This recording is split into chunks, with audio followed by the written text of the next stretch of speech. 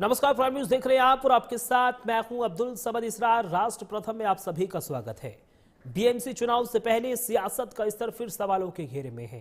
राज ठाकरे की भाषा और क्षेत्र के नाम पर दिए गए बयानों ने नफरती भाषा की बहस छोड़ दी है।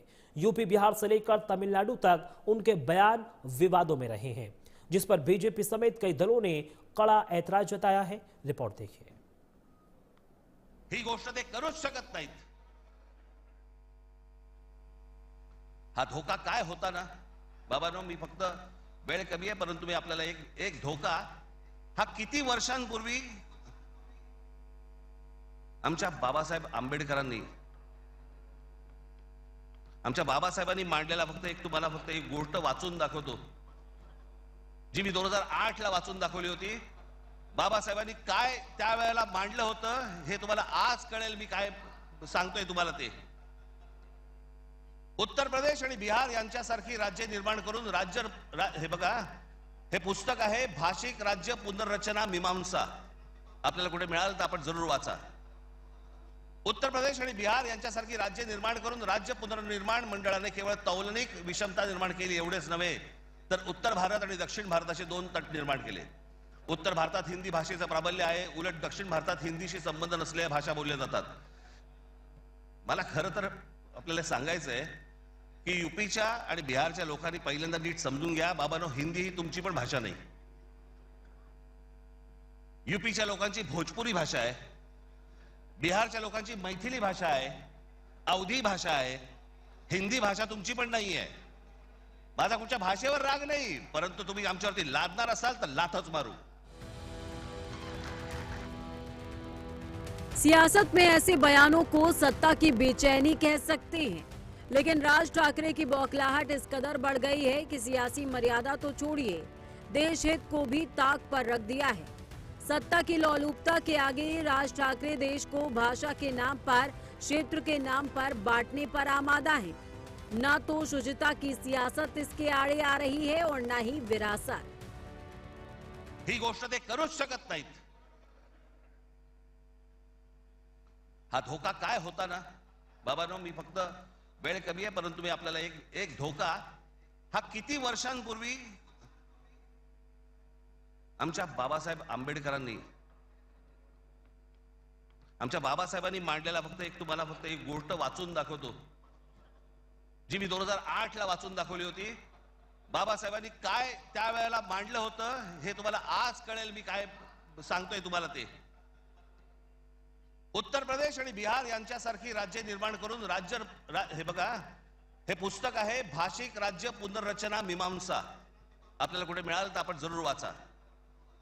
उत्तर प्रदेश आणि बिहार यांच्यासारखी राज्य निर्माण करून राज्य पुनर्निर्माण मंडळाने केवळ तौलनिक विषमता निर्माण केली एवढेच नव्हे, तर उत्तर भारत आणि दक्षिण भारताचे दोन तट निर्माण केले।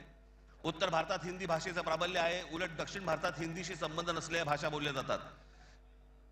मला खरं तर आपल्याला सांगायचंय की यूपीच्या आणि बिहारच्या लोकांनी पहिल्यांदा नीट समजून घ्या, बाबांनो, हिंदी ही तुमची पण भाषा नाही। यूपीच्या लोकांची भोजपुरी भाषा आहे, बिहारच्या लोकांची मैथिली भाषा आहे, अवधी भाषा आहे। हिंदी भाषा तुमची पण नाही आहे। माझा कुठच्या भाषेवर राग नाही, परंतु तुम्ही आमच्यावरती लादणार असाल तर लाथच मारू। मुंबई में महानगर पालिका के चुनाव हैं। बीएमसी की सत्ता पर काबिज होने के लिए इस बार उद्धव ठाकरे और राज ठाकरे दोनों भाई साथ आए हैं और दोनों ही भाई मराठा वोटरों को सहेजने के लिए राष्ट्रहित को बिखेरने के मिशन पर लगे हैं। चुनाव मुंबई में है और राज ठाकरे को याद यूपी और बिहार की ये सता रही है। हिंदी के विरोध में वो अजीबोगरीब उदाहरण दे रहे हैं। कभी भोजपुरी को यूपी की भाषा बता रहे हैं तो कभी अवधी को बिहार की, और जब उससे भी मन नहीं भरा तो अब शब्दों पर उतर आए। माझा कुठच्या भाषेवर राग नाही, परंतु तुम्ही आमच्यावरती लादणार असाल तर लाथच मारू। ये बगावती तेवर और बेतुके बयान सिर्फ उत्तर भारत तक सीमित नहीं रहे।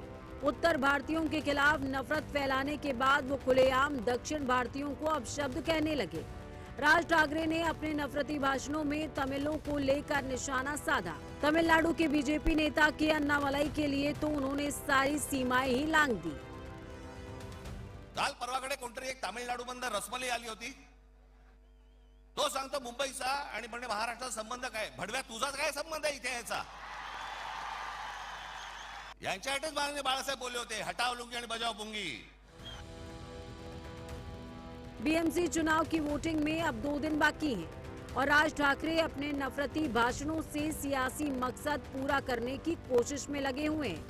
राज ठाकरे की चुनावी रणनीति जहरीली नफरत फैलाने वाले भाषणों और लोगों को बांटने की खुली कोशिशों तक सीमित रह गई है। ठाकरे ब्रदर्स ने मराठी अस्मिता का दांव चलते हुए नफरत की सियासत को हवा दी, तो बीजेपी नेता के अन्नामलाई ने भी करारा पलटवार किया। வேலை இல்லாம 2 பேர் சொல்லிக்கிறாங்க. அங்க பாத்தீங்கன்னா ஆதித்ய தாக்கரே, ராஜ் தாக்கரே எல்லாம் யாரு அங்கிருந்து என்னை மிரட்டிட்டு இருக்காங்க. நான் பெருமைப்படுறேன், ஒரு விவசாயியுடைய பையன் இன்னைக்கு தாக்கரேவனுடைய கோபத்தை நான் சம்பாதிச்சேன்.